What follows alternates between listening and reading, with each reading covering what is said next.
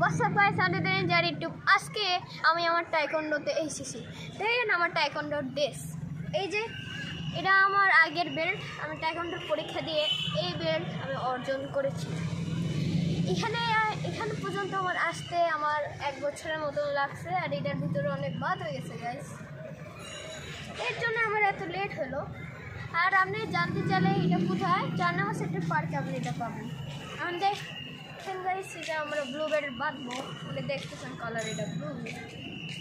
আর আগেরটা ছিল green blue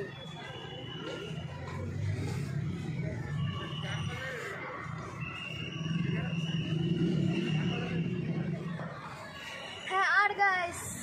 বলবেন আপনার ভাইয়ের এই ব্লু বেল্টটা কেমন লাগতেছে ভাই কেমন লাগতেছে আর এই ব্লু বেল্টটা আমি পাইছি আমার অনেক ভালো লাগলো